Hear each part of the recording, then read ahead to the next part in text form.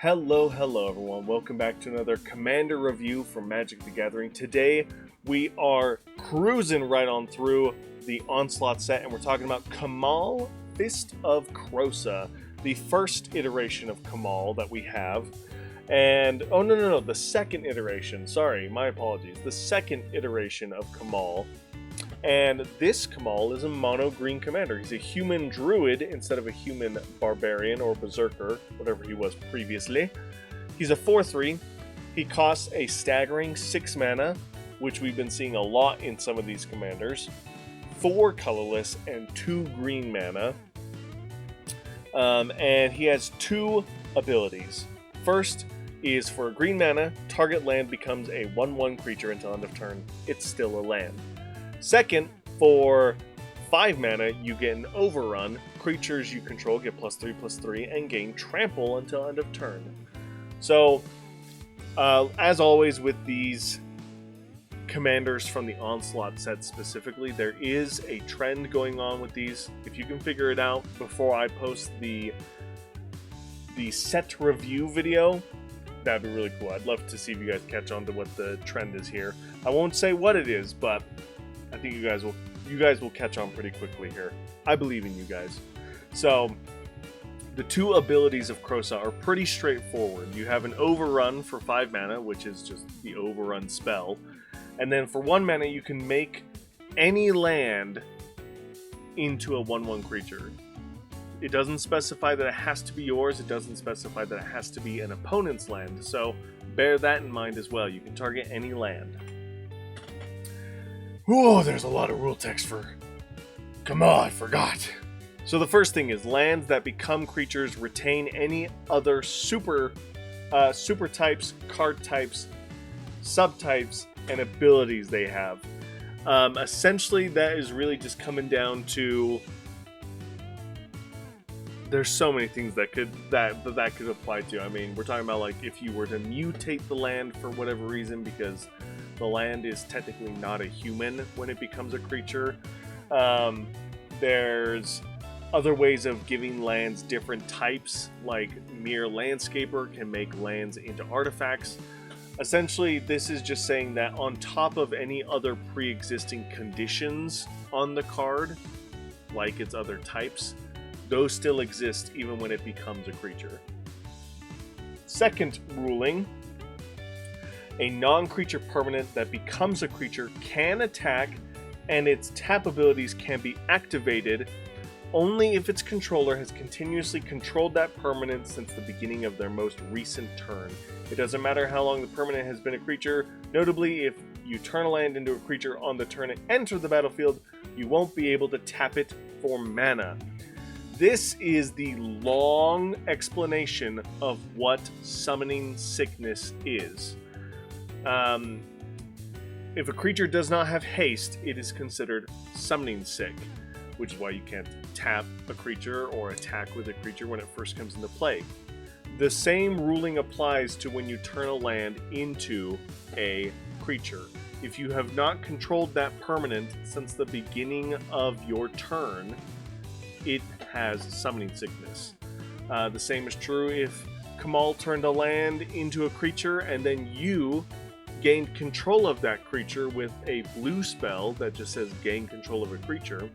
Since you did not control that land creature at the beginning of your turn, it is summoning sick.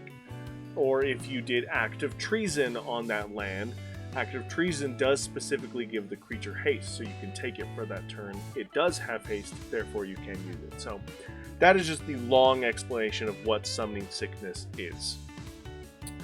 Kamahl's last ability affects only creatures you control as it resolves. Creatures that come under your control after that point, including lands that become creatures, won't get bonuses. Similar to how a board wipe only affects the creatures that are currently on board, this activated ability only affects the current number of creatures that you control that are on board.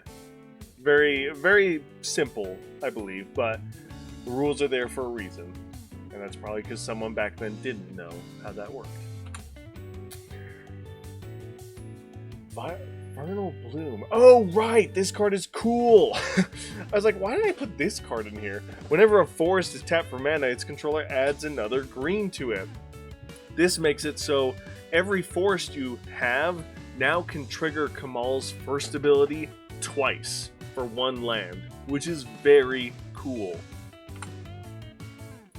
Bear in mind, though, it does also let everyone's forests do that, so bear that in mind. But still very cool. The deck that I am putting Kamahl in is a Lands Matter deck, and I believe that this is like a landfall deck, essentially. Right? No, this isn't a landfall deck, because I don't have any landfall cards in this slide. Why do I have this in here? Search your library. I'm going to look this up. It's been a hot second because of work. Oh, what am I doing here? Boop. It's been a hot minute with my job. Trying to get work and stuff done and caught up on some other fun projects too. I'll tell you guys about that in a separate video. Boop. What is this? It's not a landfall deck. I don't think it's a land graveyard deck, is it? Maybe it is. Boop, boop, boop, boop. It is! It is a landfall deck. I just didn't put any landfall creatures in this slide for some reason. That's so weird. But this is a landfall deck that I'm going to build Kamahl for Kamahl and put Kamahl in. So that's really cool. The popular deck idea on EDH Rec, surprisingly for a human druid, is an elf tribe deck. Very powerful mono green. And the fact that the elves can tap for green mana can let the elves activate Kamahl's abilities as well. And then lastly, this deck idea is so janky. In 60 card format, it's actually not that bad. Back when my group was like first getting into Commander, but we still played a lot of 60 card formats, or I guess 60 card casual in our group. One of my friends built this deck, and it was a mono blue deck, and it was such a jerk deck. It was so evil. The deck focused on taking extra turns after every single player, so we would still be able to play the game, but he would take a turn after every single one of us. And it was just this crazy, weird, silly, oppressive blue deck that like actually wasn't that powerful, but since we were all casual players, we just like didn't prepare for that. And I was inspired by this deck, so I wanted to build my own jerk, be rude to the table deck. And so what I did was I built a mono green land exile deck. And based on the cards here, it's pretty straightforward. Mere Land Shaper turns lands into artifacts. So I would turn someone's island into an artifact. Then I would cast Splinter, which specifically exiles the one island in play, because that island is now an artifact.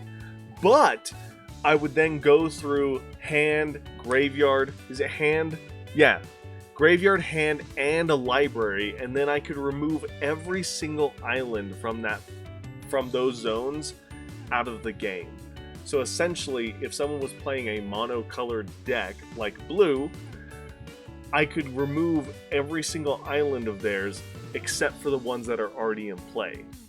But once I've done that, then I can use Trepanation Blade to just mill away all the other lands, all the non-basic lands essentially, from my opponent's library, and it's just turned into this really crazy oppressive green mill deck that got rid of a third of someone's deck sometimes. It was really cool. I still have it. I still love this deck, and it's so oppressive. I love it. So not a whole lot of cards to build this full archetype of a jerk land destruction mono green deck, but with Kamahl, you could fight creatures as well in green, so, or fight or bite creatures in green. So having Kamahl as a backup to turn lands into creatures and then fight or bite them is another way to get rid of your opponent's lands. So very oppressive commander for a land destruction deck. Let me know in the comments below what you guys think. And that is going to do it for Kamahl Fist of Krosa. Really cool, very popular, which is why it has the S rank on it. And the biggest thing I'll say about this is, depending on how you build the deck, be prepared to have a little bit of a 3-on-1 because you may get ganged up on there. And Kamahl is expensive, so have ways to protect him or have enough mana to play him again if you need. So that's going to do it for this video. Thank you guys so much for watching. Let me know in the comments below what you guys think, and as always, I'll see you in the next one. Bye!